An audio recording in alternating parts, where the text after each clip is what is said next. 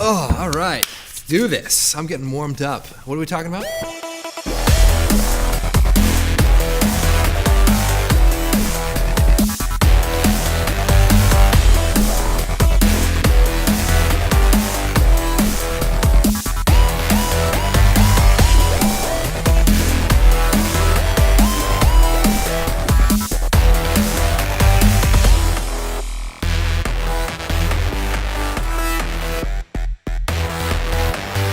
Hey, what's up? Andrew Kramer here for VideoCopilot.net.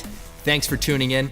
Recently, I had the opportunity to work with J.J. Abrams for the title sequence of the film Star Trek Into Darkness. Where's our special effects? Into Darkness. Star Trek. I think we're having a little bit of technical difficulties, but okay, one more time. Today I'm going to talk to you about some of the work that went into it, the challenges and solutions. Let's take a look.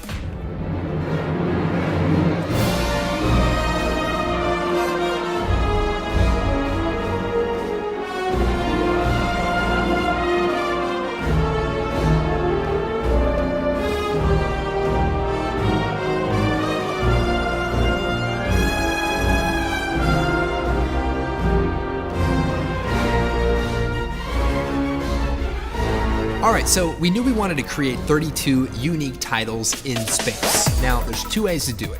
One, we could go into space, fly around, and shoot these, because JJ, he really likes to shoot things practically, in camera when possible. However, it's very expensive to shoot in space, so we decided instead, let's do it with CG. The only thing, in the end, it actually turned out to be a little bit more expensive. The first thing we did is built things like planets and moons and asteroids and nebulas. Once we built all of these assets, we imported them inside of Adobe After Effects using Element 3D. What this allowed us to do is work with the 3D planets in real time. This way, we could see exactly what the final composite would look like with all the final effects like atmosphere and color correction. Then, after seeing everything together, we could change the lighting or move the camera. Let's say we had a fire planet. Well, we can go in, change the color, and make it an ice planet. This made it easier to create a bunch of different designs.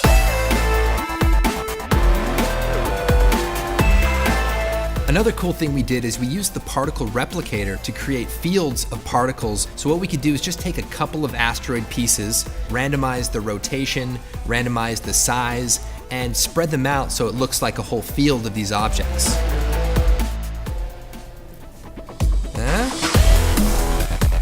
All right, let's take a quick break to build the Enterprise.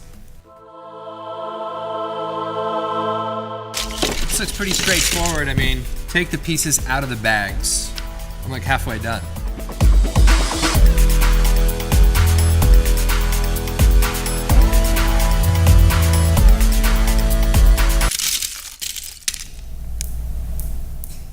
Did you guys hear? A piece just fell. Nobody move.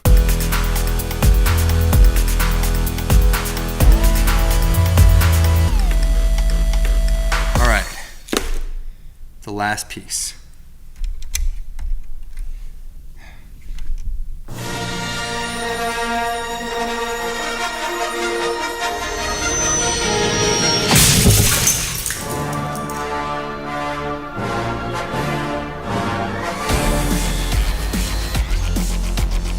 Now, another thing we did is we built real lens flares based on actual photographic lens flares. Basically, we took a flashlight like this and shined it into the camera of some anamorphic lenses to create some really cool photographic elements. So these elements are now part of a lens flare using another one of our plugins called Optical Flares.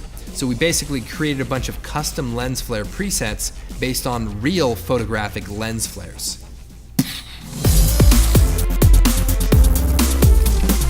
In addition to creating a bunch of planets and 3D objects, we also created some custom particle effects. For some of the scenes, we had really bright suns that had solar flares burning off of them and had just like a really cool atmosphere to it. So by taking these particle animations and spreading them out in 3D space around our sun, we could create a very three-dimensional look with all of these particles happening in the same comp. One of the cool things about Element 3D is you can load an After Effects comp as a texture. So what I did is I created a special texture using various copies of Fractal Noise to create some high energy looking noise, and then loaded that up as the diffuse texture, and then combined it all together to create a really cool looking star.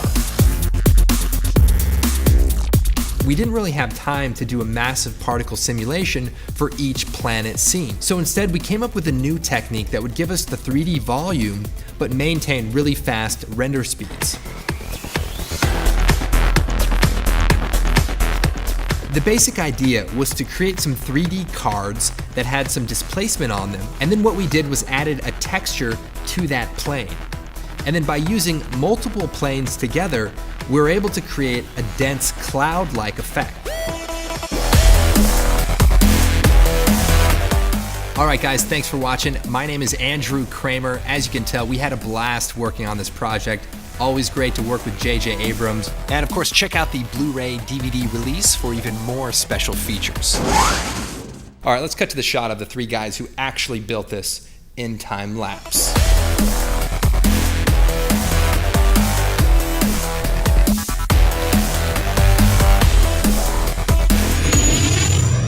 I don't know if I can do it, guys.